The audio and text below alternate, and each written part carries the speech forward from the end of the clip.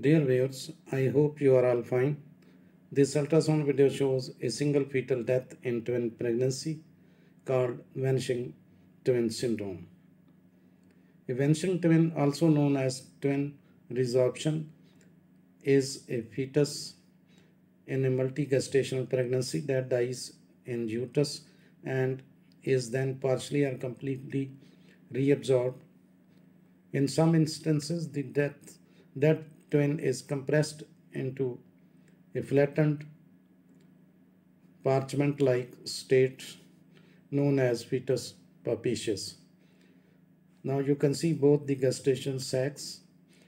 The one gestation sac is empty, is devoid of any fetal pole in it,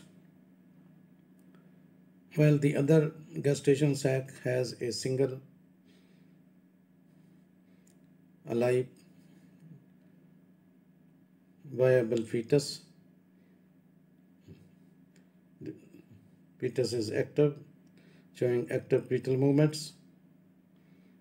The blood flow is also seen. The duration of the pregnancy is slightly more than 11 weeks, 11 weeks, 3 days. You can see the one fetus, alive fetus, single, active, and viable fetus. Fetus papacious is a rare condition in which describes a mummified fetus in a multiple gestation pregnancy in which one fetus dies and becomes flattened between the membranes of the other fetus and uterine wall. But in this case, the one gestation sac is empty, the other has a single alive active fetus having, you can see the cardiac activity of this fetus. When a twin dies after the embryonic period of gestation, the water within the twin's tissue, the amniotic fluid, and the placental tissue may be reabsorbed. This results in flattening of the deceased twin from the pressure of the surviving twin.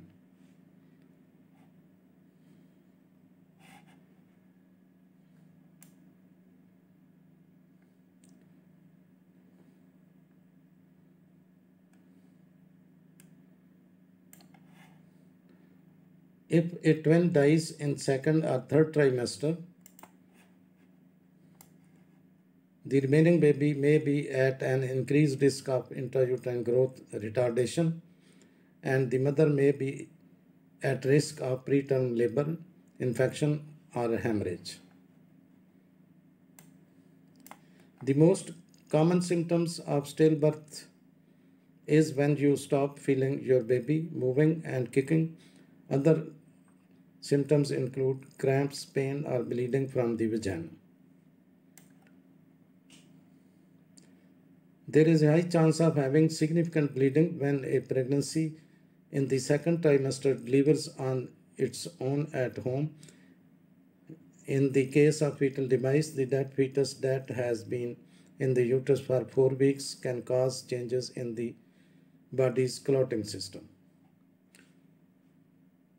But not in this case, as the only a single fetus is seen in one gestation sac, while the other gestation sac is empty. The death of one fetus in a twin pregnancy can be an unexpected and sad event, but often the health of the remaining fetus is unaffected and the pregnancy will continue to a healthy birth.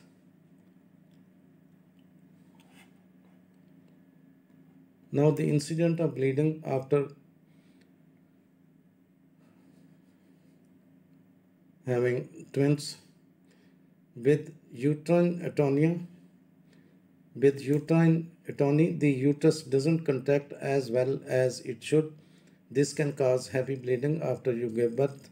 You may be more likely to have this if you give birth to more than one child at a time. Twins, for example. Now, the loss of one twin in the first trimester doesn't appear to impair the development of the surviving twin in the first trimester, as in this case also.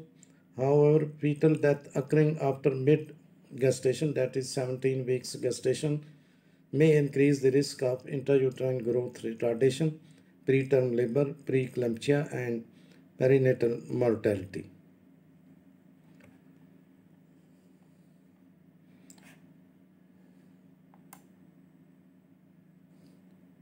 Now, it is usually possible to find out that you are having twins through your dating ultrasound scan, which happens at around 11 to 14 weeks. At the scan, you should be told whether the babies share a placenta, meaning they are identical, or they have two separate placentae, meaning that they can be identical or not. You can find some important information in the description of this video. Thanks for watching. Please subscribe my channel. If you do like this video, please click the like button. Thanks.